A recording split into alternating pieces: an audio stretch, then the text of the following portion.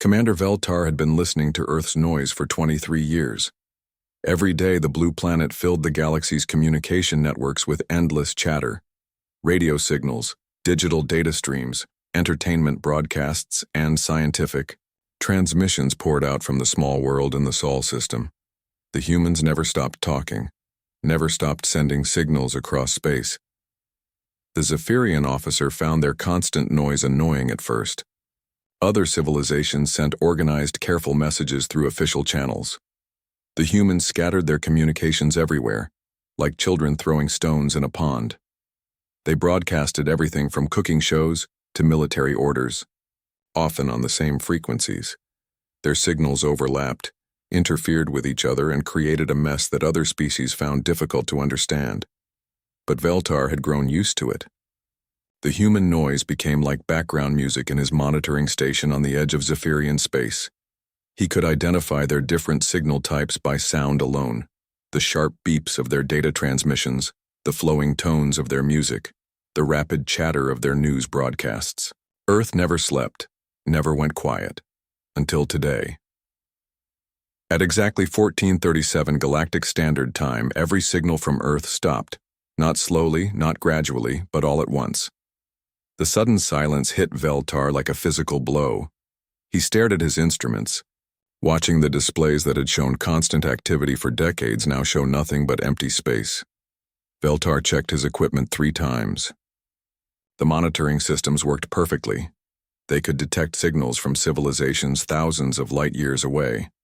But from Earth, which was only 47 light years from his station, there was nothing. Not even the background radiation that every inhabited planet produced. He tried different frequencies, adjusted his sensors, and ran full system diagnostics. Everything worked normally. The problem was not with his machines. The problem was with Earth. "Station Commander," Veltar called to his superior. "We have a situation."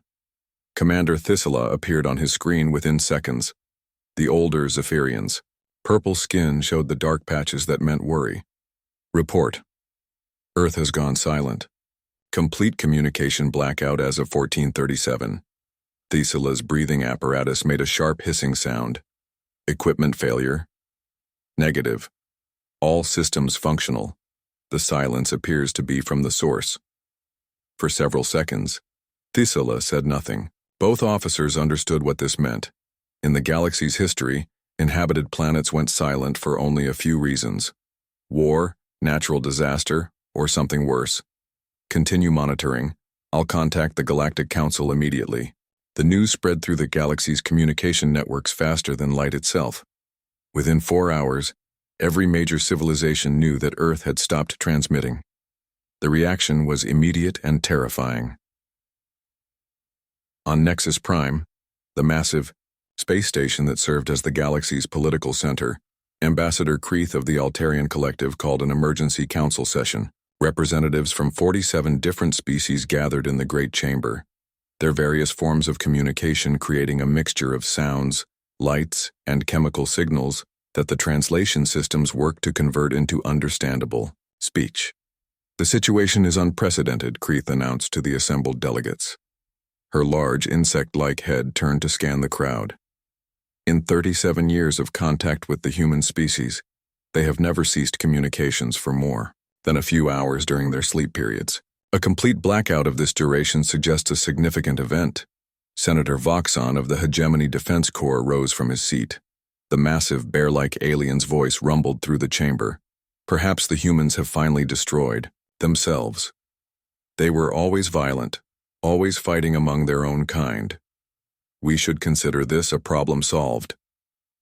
Several other delegates made sounds of agreement, but Kreeth raised a clawed hand for silence. "That assumption may be dangerously wrong, Senator. Our intelligence suggests the humans had moved beyond their self-destructive phase. Their last official communications indicated they had achieved global unity and had begun serious terraforming projects throughout their solar system." Dr. Silandra, the Valdorian xenobiologist, activated her speaking device. Her species communicated through light patterns, but the translator converted her thoughts to audible words. More concerning is what could cause such a complete communication: blackout. Human technology had advanced rapidly. They had achieved quantum-level encryption and multidimensional data transmission. To silence all of their communications simultaneously would require— She paused, and her light patterns flickered in a way that meant uncertainty. Would require what, Doctor? Kreith asked. Something beyond our current understanding of technology, or something so catastrophic that it destroyed their entire civilization instantly, leaving no time for distress signals or evacuation broadcasts. A chill settled over the chamber. The humans had been troublesome neighbors, certainly. They refused to follow established galactic protocols, wouldn't submit to the Council's authority, and had an annoying habit of solving problems in unexpected ways. But they had also proven to be remarkably resilient and innovative. If something could destroy humanity completely and instantly, what did that mean for the rest of the galaxy? Historian Zethmos of the Centaurian Archive accessed his memory banks and projected a holographic timeline into the center of the chamber.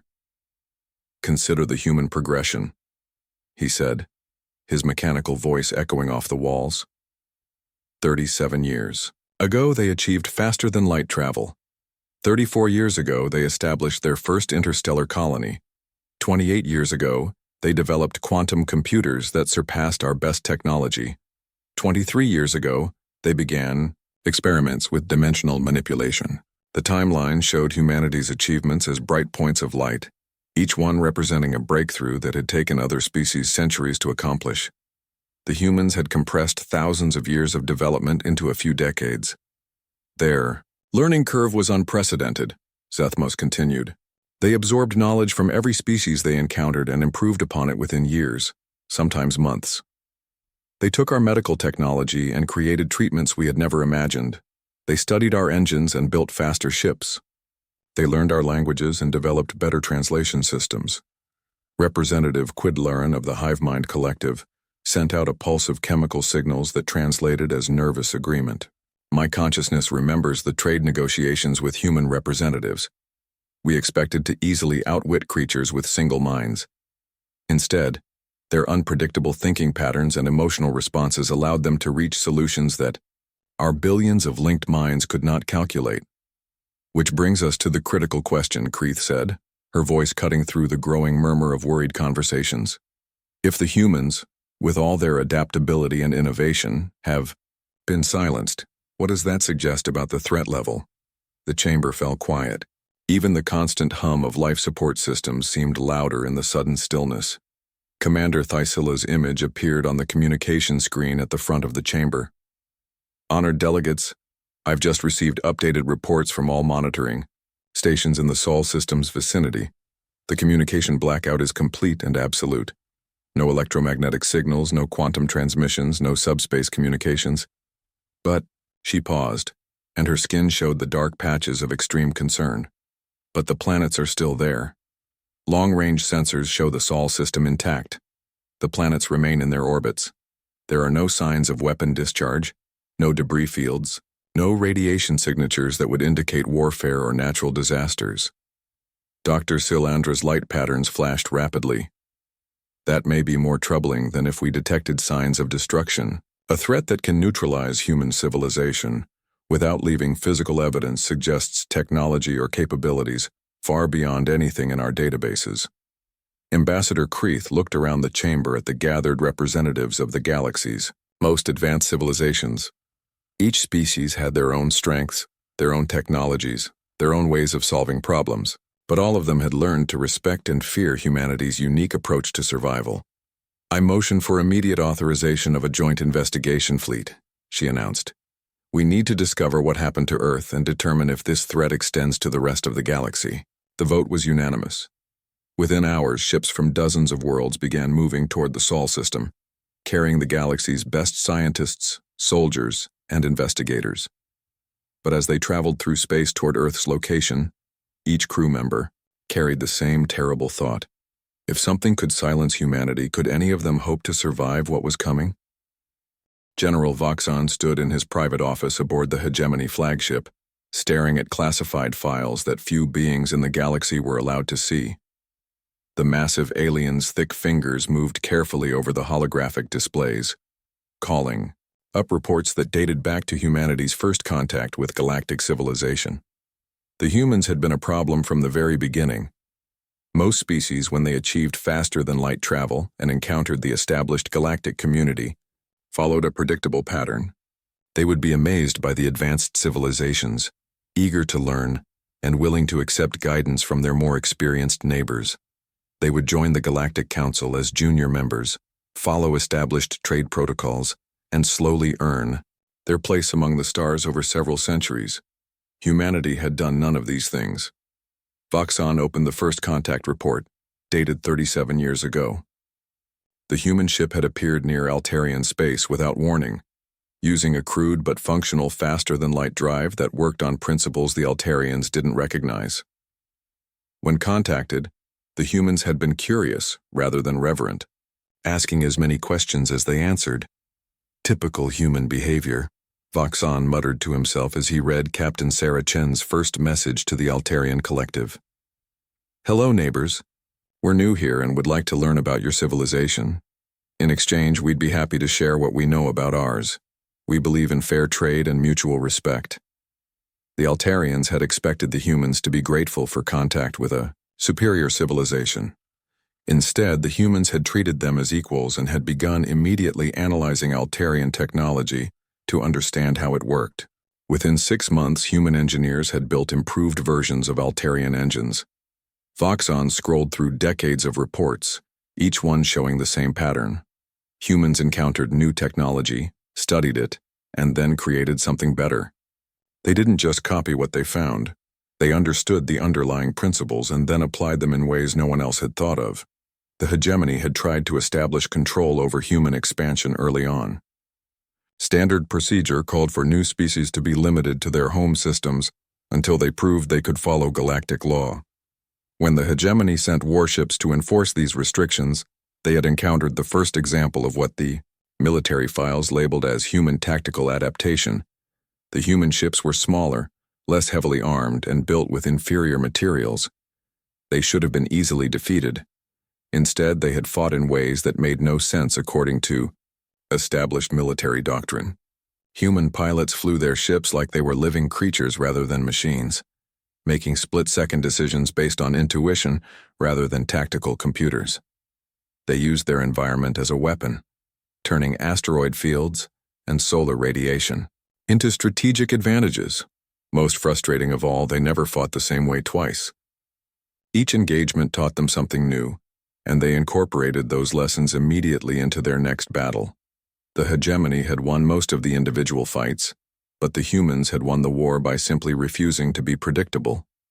"Sir," his aide's voice interrupted Voxon's reading. "The Council has requested your assessment of human capabilities." Voxon closed the files and activated his communication system. "Tell them I'll provide a full briefing within the hour." Meanwhile, on the research station orbiting Valdoria Prime, Dr. Silandra was reviewing her own extensive studies of human biology and psychology. Her species had evolved from creatures similar to Earth's jellyfish, and their approach to science emphasized careful observation and pattern recognition. What she had observed about humans had challenged many of her basic assumptions about intelligent life. Most species in the galaxy had evolved to fill specific environmental niches. The Zephyrians had adapted to high radiation environments, developing tough skin and efficient filtering organs. The Altarians had evolved for life in low-gravity worlds, giving them their insect-like exoskeletons and multiple limbs. Each species had strengths and weaknesses that reflected their evolutionary history. Humans were different. They had evolved as generalists on a world with diverse and changing environments. This had given them an unusual combination of traits that other species found disturbing. Dr. Silandra pulled up her comparative analysis charts. Human physical capabilities were average by galactic standards. They were neither the strongest, nor the fastest, nor the most durable species. But they were above average in all categories, with no significant weaknesses. More importantly, their brains worked differently than any other known intelligent species. Where most beings thought in logical, linear patterns, humans seemed to make intuitive leaps that often proved correct, despite lacking complete information. They could hold contradictory ideas in their minds simultaneously. and somehow use this to generate creative solutions to impossible problems. Her psychological profiles showed even more unusual traits. Humans could adapt to almost any social structure, from small tribal groups to massive planetary governments. They could work alone or in teams with equal effectiveness. They seemed to thrive on challenges that would stress other species to the breaking point. Most disturbing of all, humans appeared to have no instinctive submission response to superior force. When threatened, they became more dangerous, not less. Other species would surrender when faced with overwhelming odds. Humans would look for weaknesses in their enemies and exploit them regardless of the risk to themselves. Dr. Silandra had concluded in her final report that humans were the most adaptable species ever encountered, capable of surviving and thriving in conditions that would destroy most other civilizations. If something had eliminated them, it represented a threat beyond anything previously imagined. On Kepler 442b, the hive mind collective was sharing its memories of human contact through billions of interconnected consciousness nodes. The experience of meeting humanity had been unique in the collective's long history. Most species, when communicating with the hive mind, were overwhelmed by the experience of touching a consciousness composed of trillions of individual minds. They would become lost in the vast network of shared thoughts and memories, often requiring days to recover their individual identity. Humans had reacted differently. When human diplomats had linked with the collective, they had maintained their individual consciousness while somehow navigating the shared mental space with ease. More than that, they had seemed to understand how the collective worked better than species that had been studying it for centuries. The human negotiator, a woman named Dr. Lisa Park, had made proposals that the collective's vast intelligence had not considered. She had identified inefficiencies in their resource distribution systems and suggested improvements that increased productivity by 12%. She had recognized patterns in their decision-making process that even the collective had not noticed about itself. When asked how she had accomplished this, Dr. Park had explained that human brains were used to processing multiple streams of contradictory information simultaneously. Every human mind was, in a sense, a small collective of competing thoughts and impulses that somehow worked together to create coherent action. The hive mind had been forced to reconsider its assumptions about intelligence and consciousness. Perhaps, having billions of minds linked together was not necessarily superior to having one mind capable of thinking like billions. Historian Zethmos, meanwhile, was compiling data from across the galaxy about human achievements. His mechanical memory banks could access information from thousands of sources simultaneously, creating a comprehensive timeline of humanity's galactic presence. The numbers were staggering. In 37 years, humans had established colonies in 47 star systems. They had developed new technologies that were now used by dozens of other species. They had mediated diplomatic conflicts that had lasted for centuries, often finding solutions that satisfied all parties involved. They had also fought 17 wars, winning 14 of them despite being significantly outnumbered in every case. The 3 they had lost had been strategic withdrawals, not defeats. Each conflict had taught them new techniques that they had applied to later challenges. Most significantly, human cultural influence had spread throughout the galaxy. Other species were adopting human approaches to problem-solving, human artistic styles, even human social customs. The galaxy was becoming more human-like, even as humans remained a tiny minority of the total population. Zethmos concluded his report with a disturbing observation. Humanity had not just survived their introduction to galactic civilization, they had begun to change it, to make it more adaptable, more resilient, more capable of rapid innovation.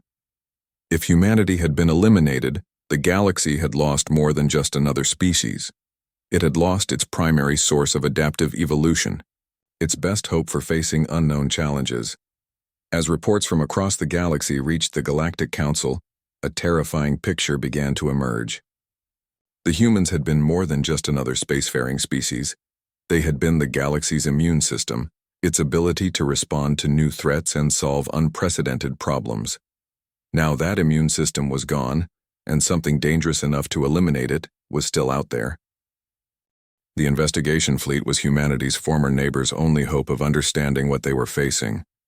But as ship after ship reported ready, Captain Morden had commanded the Valdorian science vessel Eternal Inquiry for 15 years.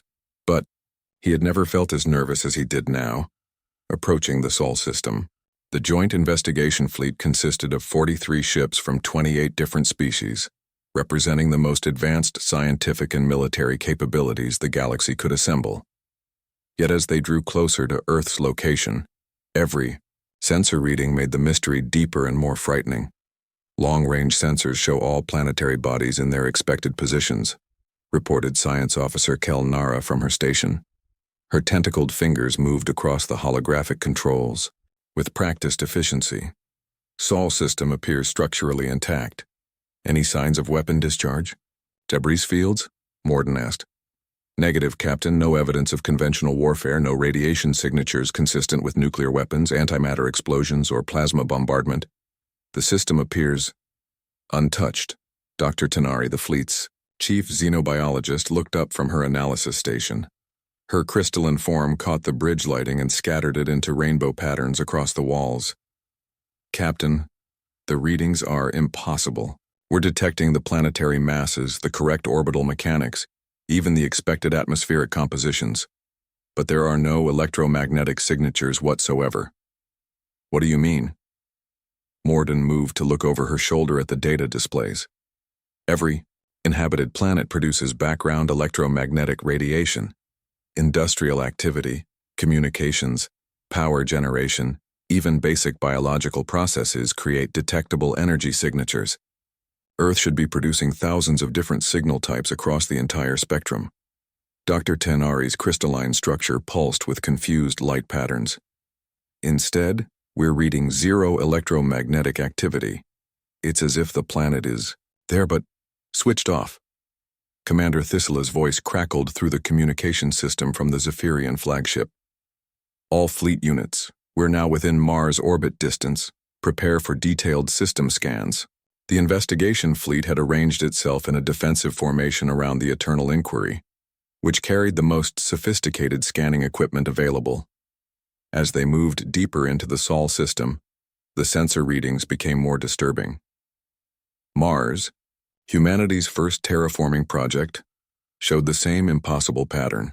The atmospheric processors were still in place, the dome cities were structurally intact, but there were no energy signatures, no signs of life, no electromagnetic activity of any kind.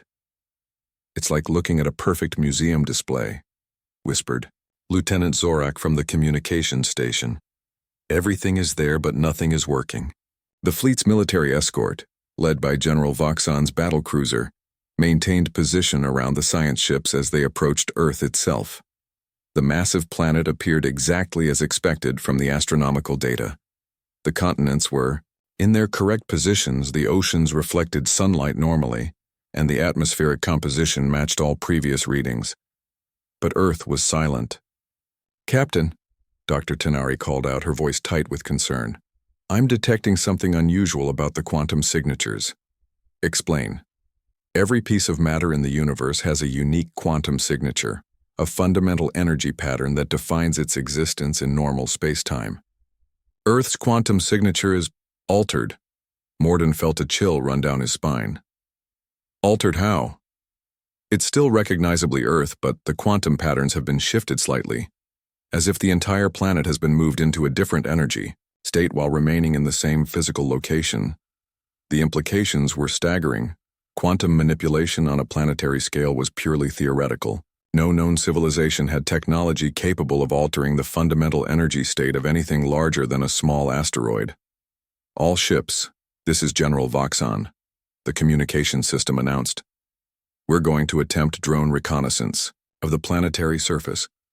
All units maintain safe distance and prepare for immediate withdrawal if necessary. The first reconnaissance drone launched from the Eternal Inquiry. It was a sophisticated piece of technology, equipped with every type of sensor and communication system the Valdorians had developed. The drone approached Earth's atmosphere while the entire fleet watched its telemetry. At exactly 100 kilometers above the surface, the drone simply stopped working. Not destroyed, not damaged, not interfered with by any detectable energy field. The drone's signal simply ceased, As if someone had turned off a switch, the mechanical device continued to fall toward Earth's surface under gravitational pull, but it was no longer functional. Did anyone detect what happened to it? General Voxon's voice carried barely controlled frustration.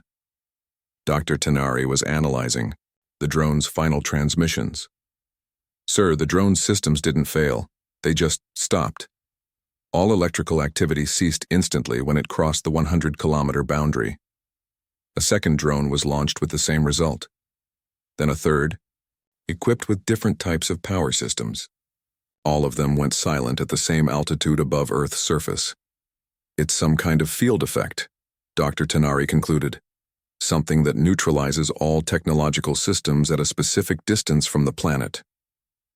But the field doesn't affect natural objects, added Science Officer Kel Nara.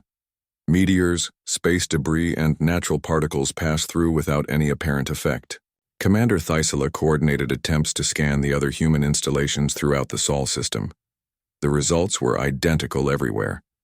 Mars showed the same quantum signature alterations and the same technology neutralizing field. The orbital stations around Jupiter, the mining facilities on Titan, the research bases in the asteroid belt, all of them were intact but completely non-functional. Most disturbing of all, the investigation revealed that the effect was not limited to the Sol system. Reports came in from scout ships checking human colonies in other star systems. Every single human settlement, from the massive cities of New Geneva in the Alpha Centauri system to the remote research stations in the Outer Rim, showed the same pattern, intact but silent, present but somehow not there. Captain, Dr. Tenari said quietly, I need to share a theoretical possibility with you. Morden turned to face the crystalline scientist. Go ahead. The quantum signature alterations match theoretical models for dimensional phase shifting. It's a concept from advanced physics that suggests matter can exist in multiple dimensional layers simultaneously. You're saying Earth has been moved to another dimension? Not moved exactly. More like copied into a parallel dimensional space, while maintaining the same physical coordinates. The planet we're looking at might be like a shadow or an echo of the real Earth. The implications were beyond comprehension. Dimensional manipulation was the stuff of theoretical physics and science fiction. No known species had ever achieved anything approaching that level of technology. If that's true, Morden said slowly, where is the real Earth? And what technology could accomplish something like this? Before Dr. Tenari could respond, Lieutenant Zorak called out from his station. Captain, I'm receiving an automated transmission from the outer system. It's very weak, but it appears to be from a human deep space monitoring station. Can you clean up the signal? Working on it now, sir. The young officer's fingers flew over his controls. The transmission appears to be a data burst, heavily encrypted, but the timestamp shows it was sent just before the communication blackout began. After several minutes of work, Zorak managed to decode the message. What they heard made everyone on the bridge fall silent. The voice was clearly human, female, speaking with the calm professionalism of a military officer. This is Deep Space Monitor Station 7 to all ships. We have detected massive dimensional distortions approaching from intergalactic space. Unknown entities estimated arrival in 47 minutes.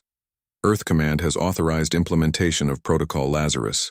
All civilian and military installations will be phase shifted to Dimensional Layer 7 in 31 minutes. If you are receiving this transmission after our phase shift is complete, do not attempt to locate or follow us. Repeat, do not attempt to follow. The entities we have detected represent an extinction-level threat to all carbon-based life in this galaxy. Run. Get as far away as possible and warn every civilization you can contact. This is our final transmission. Good luck. The message ended, with a series of technical data that Dr. Tenari began analyzing immediately. But the implications were already clear. Earth hadn't been attacked. Earth had hidden itself. The humans had detected some kind of threat approaching the galaxy and had developed technology to shift their entire civilization into another dimensional plane to escape it. They had chosen to disappear rather than fight, which meant the approaching danger was beyond even humanity's legendary problem-solving abilities. Captain, Dr. Tenari said, her crystalline form flickering with agitated light. The technical data in that transmission includes gravitational readings from the edge of the galaxy. Something massive is approaching our region of space. Multiple objects, each one larger than most star systems. Morden looked around the bridge at his crew, seeing his own fear reflected in their alien faces. All ships, he announced over the fleet communication sys. Dr. Tenari had not slept in 72 hours. Her crystalline form normally required only 4 hours of rest per day, but the data from Earth's final transmission had kept her working around the clock. The technical information contained in that last message was unlike anything in the Galactic Scientific Database. The Eternal Inquiry had returned to Nexus Prime, where the galaxy's best scientists were now working together to understand what humanity had discovered. But every piece of information they decoded made the situation more terrifying. The gravitational readings are impossible, Dr. Tenari reported to the Emergency Council session. The objects approaching from intergalactic space are moving at near light speed, despite having masses comparable to entire star systems. The energy requirements for such movement are beyond our understanding. Ambassador Creeth leaned forward in her chair. How long until these objects reach our galaxy? Based on the trajectory calculations in the human data, approximately 18 months. The chamber filled with worried sounds from dozens of different species. 18 months seemed like a long time, but for civilizations that planned in centuries, it was barely enough time to prepare for lunch, much less an extinction-level threat. What exactly are these entities?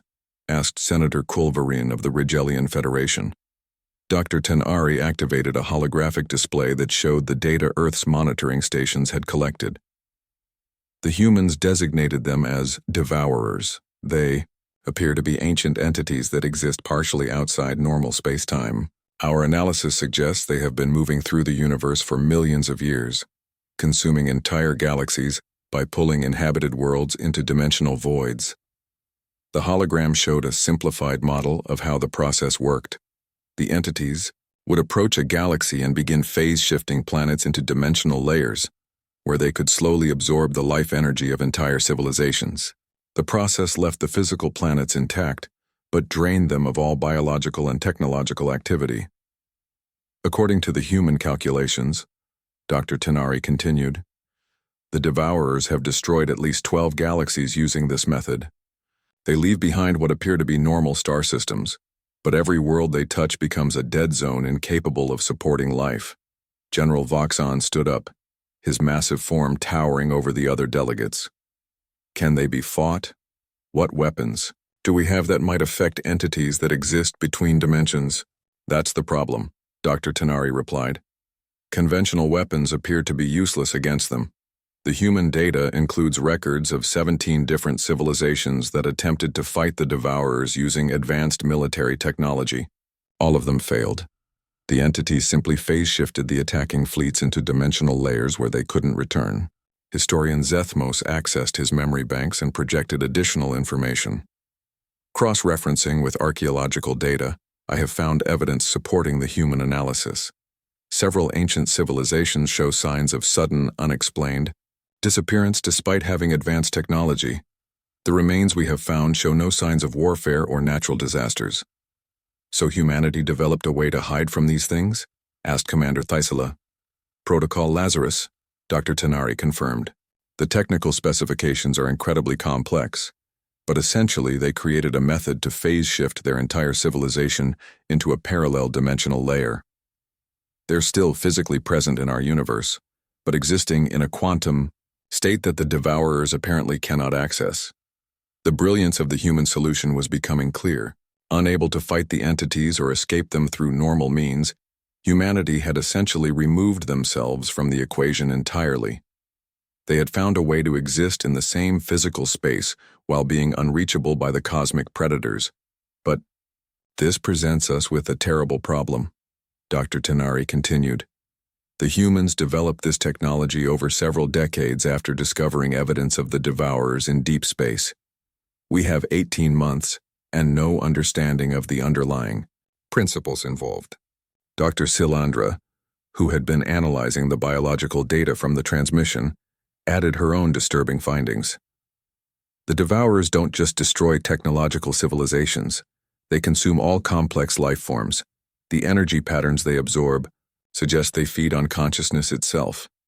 Any planet they process becomes incapable of supporting intelligent life for millions of years. The implications were staggering.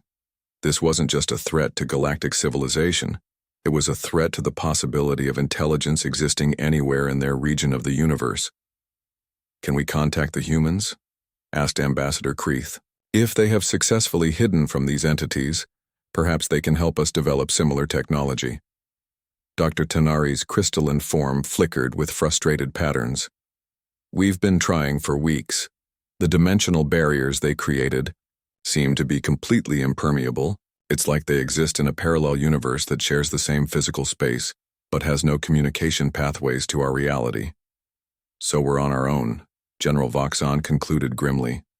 The next 3 months were spent in desperate preparation. Every civilization in the galaxy contributed their best scientists and engineers to a massive research project aimed at understanding dimensional manipulation. The results were discouraging. The mathematical principles behind Protocol Lazarus were so advanced that most species couldn't even understand the basic concepts involved. The humans had apparently made breakthrough discoveries in quantum mechanics and dimensional physics that were decades ahead of anyone else's research. Worse, the approaching Devourers were affecting space-time itself as they moved closer.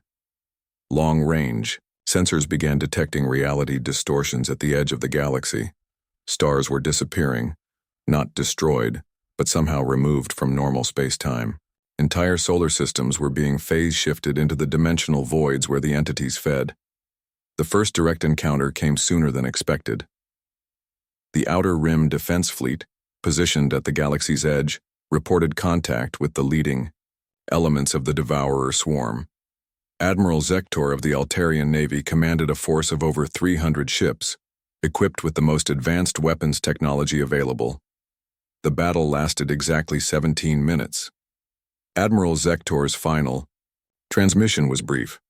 "Conventional weapons have no effect. Repeat, conventional weapons are useless. The entities are phase-shifting our ships. We're losing contact with reality. Tell my family The transmission ended. Long-range sensors showed empty space where the defense fleet had been. The ships weren't destroyed. They had been moved into dimensional layers where they could no longer communicate with or affect normal space-time. Panic spread through the galaxy as the news reached civilian populations. Billions of beings began fleeing toward the galactic core, hoping distance would provide safety. But the scientists knew better. The Devourers moved through space faster than any evacuation could proceed. On Nexus Prime, the Galactic Council held what everyone knew would be their final emergency session. Representatives from every species gathered to face the end of their civilization with whatever dignity they could manage. "We have perhaps 6 weeks before the entities reach the core worlds," Dr. Tanari reported. "Our attempts to replicate Protocol Lazarus have failed. We lack the necessary understanding of dimensional manipulation to protect our planets." Ambassador Kreeth looked around the chamber at the faces of delegates from across the galaxy. "Then, we face extinction together. At least we can ensure that the knowledge of our civilizations is preserved somehow. Perhaps future species will learn from our example." Just as the Council began discussing how to create lasting records of their cultures, something unprecedented happened.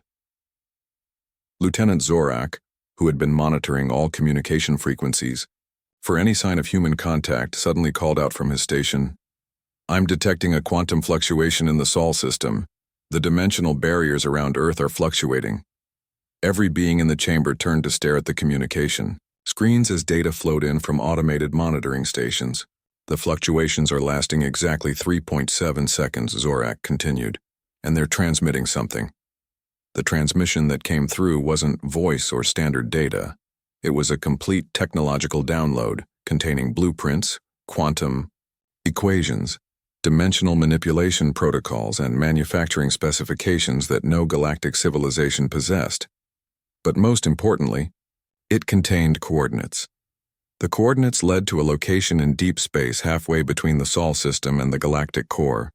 a place that shouldn't exist according to any star charts, but which the human transmission labeled as the Arsenal. The final part of the transmission was a simple message in clear galactic common language. We went dark to build. The fight starts now. Follow the coordinates if you want to live. Protocol Lazarus was just the beginning. Admiral Sarah Chen, United Human Dimensional Defense Force. As the reality distortions caused by the approaching devourers began affecting the core worlds, emergency fleets from every surviving civilization raced toward the coordinates humanity had provided. In 18 months of hiding, the humans hadn't been cowering from the approaching extinction. They had been preparing for a war that would be fought with weapons and tactics beyond anything the galaxy had ever imagined. The species that had gone silent to avoid destruction was about to reveal what they had been. The coordinates led to empty space. At least, that's what Captain Morden thought, as the Eternal Inquiry and 200 other ships from across the galaxy arrived at the location provided by the human transmission. Long-range sensors showed nothing but the familiar darkness of the void between stars. Then reality began to shift. The space around the fleet started to shimmer like water disturbed by a stone. Colors that had no names in any galactic language rippled through the darkness. Dr. Tenari's instruments went wild as they detected impossible energy readings. "Captain?" she called out, her crystalline form blazing with excited light patterns. "Something massive is phase-shifting into our dimensional layer." What appeared before them defied comprehension. The structure that materialized was larger than most space stations, but it didn't follow any known principles of engineering or architecture. It seemed to exist in multiple dimensions simultaneously, with parts of it visible from normal space while other sections flickered in and out of reality. "Welcome to Arsenal Station," a human voice spoke across all communication frequencies at once. "This is Admiral Sarah Chen of the United Human Dimensional Defense Force. We've been expecting you." The human leader appeared on screens throughout the fleet. She looked older than the humans the galactic species remembered, with gray hair and eyes that seemed to carry the weight of impossible knowledge. Behind her, the interior of the station showed technology that shouldn't exist. 18 months ago, Admiral Chen continued, we detected the approach of the entities you now know as devourers. We had 3 choices: fight with conventional weapons and die, flee and watch the galaxy burn, or disappear long enough to develop weapons that could actually hurt things that exist between dimensions. General Voxon's voice crackled through the communication system. "You abandoned us, left us to face extinction alone while you hid. We left you to face extinction while we figured out how to prevent it," Admiral Chen replied calmly. "The Devourers have destroyed 12 galaxies over millions of years. Every civilization that tried to fight them using normal weapons failed. We needed time to develop something different." The human admiral activated a display that showed the approaching Devourer swarm.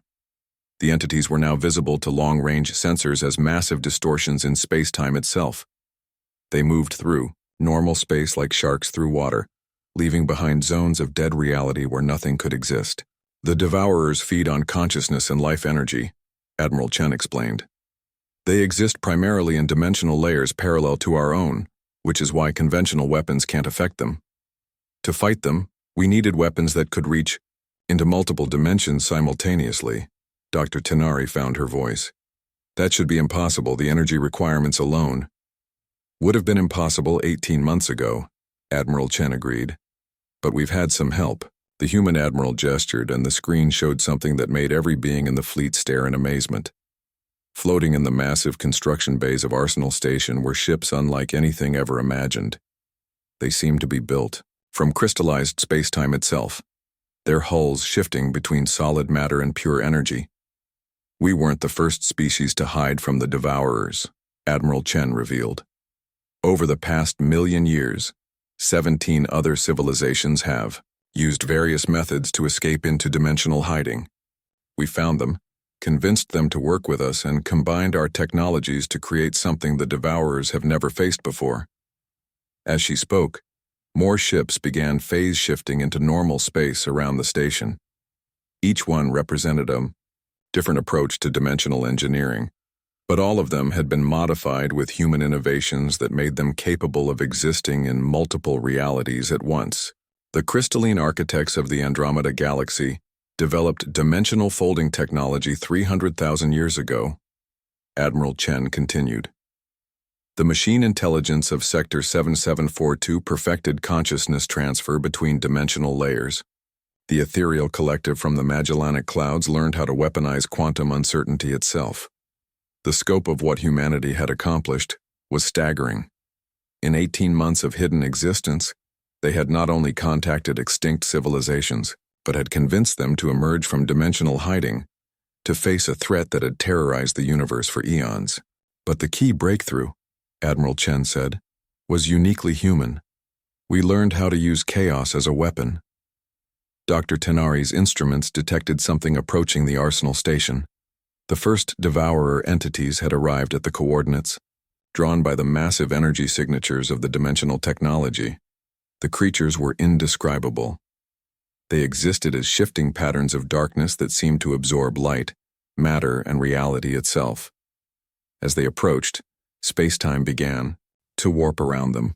Several of the galactic fleet ships started to experience system failures as their technology was drained by the entity's presence.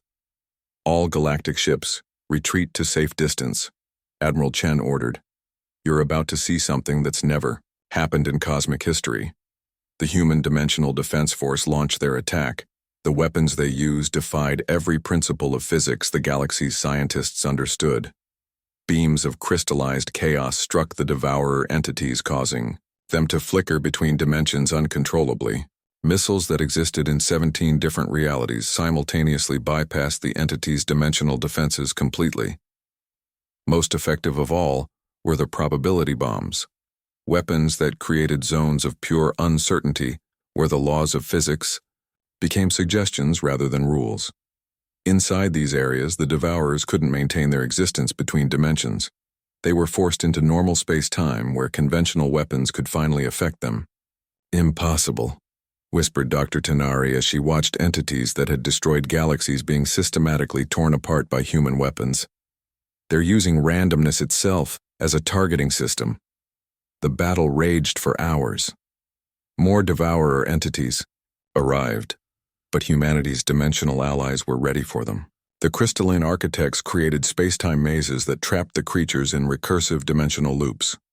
The machine intelligence hacked into the entity's consciousness, turning their own feeding instincts against them.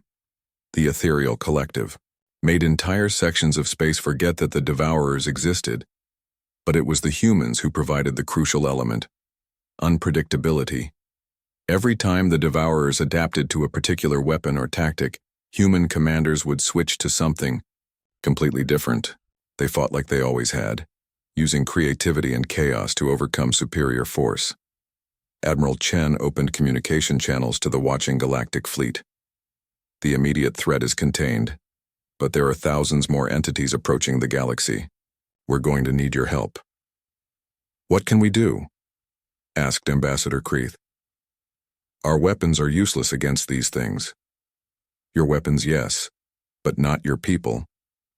Admiral Chen smiled, and for the first time in months, there was hope in her expression. We've developed technology that can phase shift your entire fleets into dimensional layers where you can fight the devourers effectively. But we need crew members who can think in ways the entities can't predict. Over the following weeks, the strangest alliance in galactic history took shape.